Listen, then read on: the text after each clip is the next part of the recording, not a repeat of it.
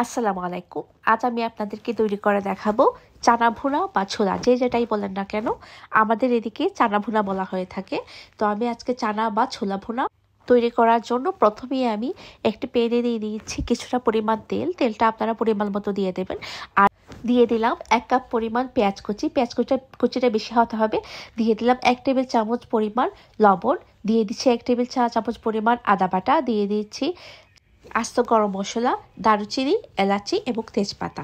আর আমি এখানে চানাটা রান্না করার জন্য নিয়ে নিয়েছি কালা চানা। এগুলো কিনতেই পাওয়া যায়, ক্যানের মধ্যে থাকে। আমি 2টো ক্যান নিয়ে নিলাম। আপনারা চাইলে ফ্রেশ চানাও ভিজিয়ে রেখে সেদ্ধ করে তারপর তৈরি করতে পারেন। দিয়ে দিলাম 1 চা চামচ পরিমাণ হলুদের গুঁড়ো, 1 চা চামচ পরিমাণ মরিচের গুঁড়ো, হাফ চা চামচ পরিমাণ ধনিয়া গুঁড়ো এবং হাফ চা চামচ পরিমাণ জিরের গুঁড়ো। আমি এখানে ভাজা জিরের গুঁড়ো ইউজ করেছি, কারণ চানা ভুনার মধ্যে ভাজা জিরের গুঁড়ো ইউজ করলে খেতে ভালো লাগে। দিয়ে দিলাম খুব অল্প পরিমাণে পানি, যাতে মশলাটা পুড়ে না যায়। পানিটা দিয়ে দিলাম কাঁচামরিচ কুচি। এখানে কাঁচামরিচ কুচি আপনারা ছোট ছোট করে দিতে পারেন বা আস্তেও দিয়ে দিতে পারেন। আমি ছোট ছোট করে দিয়ে দিলাম। এখন দিয়ে দেব চানাগুলো। আমি চানার ক্যান থেকে চানাগুলো বের করে ধুয়ে তারপর পানি ঝরিয়ে দিয়েছিলাম।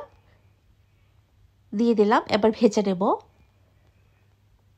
চানাগুলো প্রায় সেদ্ধই করা থাকে। এখন চানাগুলোকে ভেজে দিয়ে দেব টমেটো। এগুলো চেরি টমেটো, এগুলো আমাদের দেশে পাওয়া যায়। আপনারা চাইলে যে কোনো ধরনের টমেটো দিতে পারেন।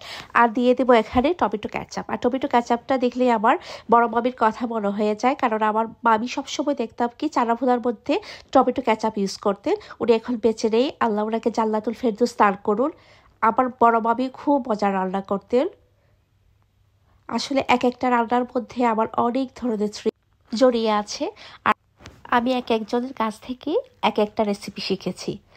আর আমাদের রান্নাটা হচ্ছে জেনেটিক। কোনো কিছু রান্না করতে গেলে যার কাছ থেকে যেটা শিখেছি ওনার কথাই মনে পড়ে যায়।